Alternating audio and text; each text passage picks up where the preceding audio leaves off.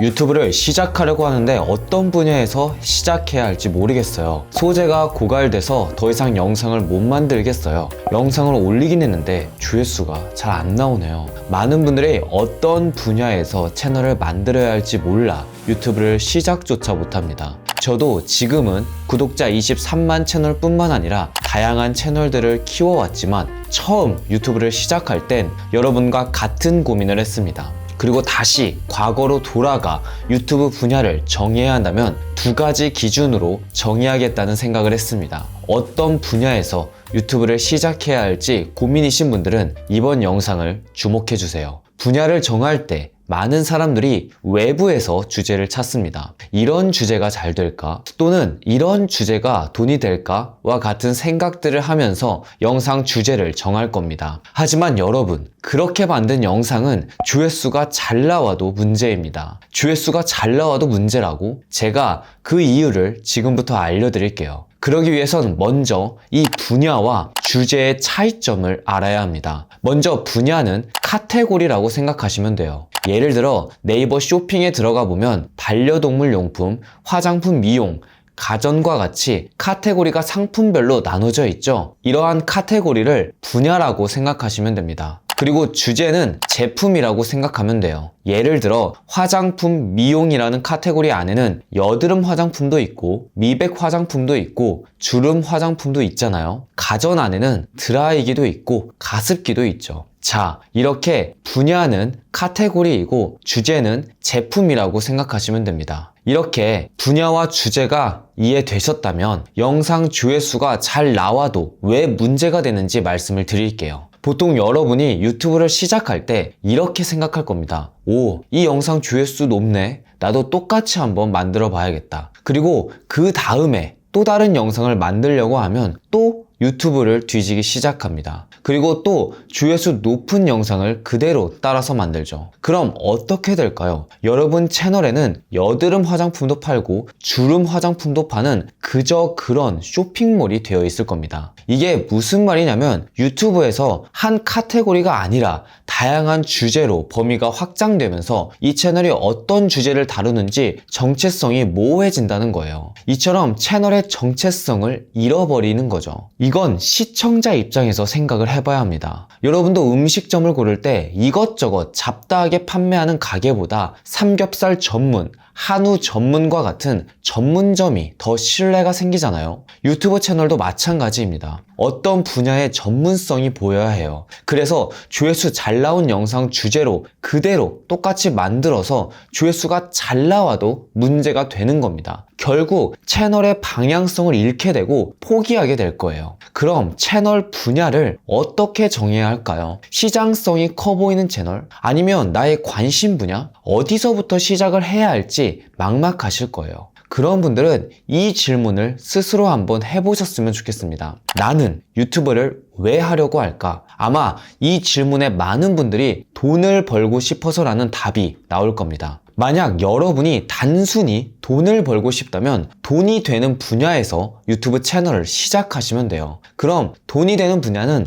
어떻게 찾아야 할까요? 돈이 되는 분야를 찾는 방법도 두 가지 방향성이 있습니다. 첫 번째는 시장 자체가 큰 분야. 두 번째는 내가 경험한 분야. 먼저 시장 자체가 큰 분야는 많은 사람들이 관심을 갖는 분야라고 생각하면 됩니다. 그리고 시장이 크다의 단순한 기준은 구독자 10만 채널의 존재 여부로 간단하게 확인해 볼 수 있죠. 구독자 10만 이상의 시장이 큰 분야들을 지금 모두 설명하기에는 영상 길이가 너무 길어질 것 같습니다. 그래서 제가 문서로 정리해 두었는데요. 어떤 분야에서 채널을 시작해야 할지 고민이신 분들은 설명글과 고정 댓글을 확인해 보시면 될 것 같습니다. 시장 자체가 큰 분야는 문서로 정리한 파일을 다운로드 받으셔서 확인하면 되고, 두 번째, 내가 경험한 분야에 대해서 이야기를 해보겠습니다. 여러분이 사업적으로 많은 돈을 벌고 싶다면 큰 분야에서 시작하는 것도 좋지만 작은 시장에 도전하는 것도 좋은 방법 중 하나입니다. 이 두 번째 방법은 외부에서 분야를 찾는 것이 아니라 나의 내면 속에서 찾는 방법인데요. 지금까지 여러분이 경험한 것들 중에서 분야를 정하는 겁니다. 예를 들어 업무의 시간에 친구들을 자주 만나서 하는 대화의 주제 주제를 가지고 분야를 정해볼 수도 있겠죠. 만약 친구를 만나서 연애 이야기를 많이 한다면 연애 관련 주제로 영상을 시작해볼 수도 있습니다. 프리랜서라면 자신이 하고 있는 일과 관련된 주제로 첫 번째 영상을 만들어 볼 수도 있습니다.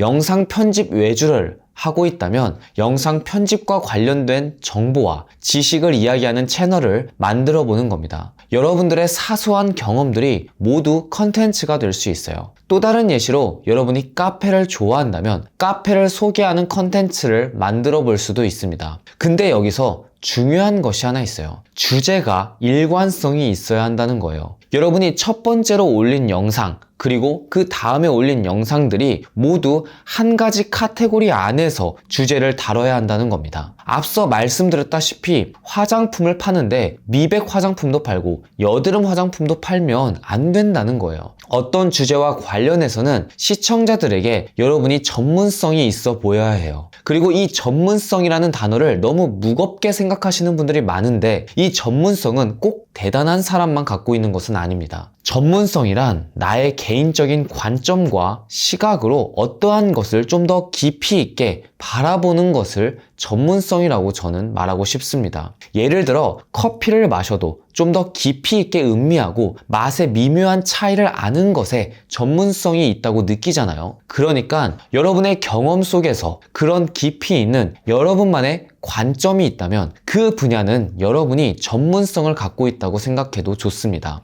이 나만의 관점은 누구나 가지고 있어요. 그러니 여러분 경험 속에서 여러분만의 관점을 이야기하는 것을 컨텐츠로 한번 만들어 보시면 됩니다. 저 또한 제가 유튜브를 바라보는 관점에 대해서 여러분들에게 알려주고 소개하고 있잖아요. 이처럼 여러분이 알고 있는 것 중에서 여러분만의 관점과 여러분만의 시각을 가지고 있는 것에 대한 주제로 컨텐츠를 만들어 보시길 바랍니다. 그리고 여러분이 유튜브를 시작한다 라고 생각하니까 첫 발을 띄는 것 자체가 어려운 것 같아요. 유튜브를 한다고 생각하지 말고 내 경험을 영상을 통해 공유한다 라고 생각하면 좀 더 자연스럽게 첫 발을 뛸 수가 있을 거예요. 저 또한 유튜브와 관련해서 여러분과 다른 저만의 관점을 공유하고 있잖아요. 누구에게나 어떠한 분야에선 이러한 관점이 있습니다. 그러니 여러분의 관점을 유튜브를 통해 한번 공유를 해보시길 바랍니다. 자, 오늘은 분야와 주제가 무엇인지 명확하게 이해하는 시간을 가졌습니다.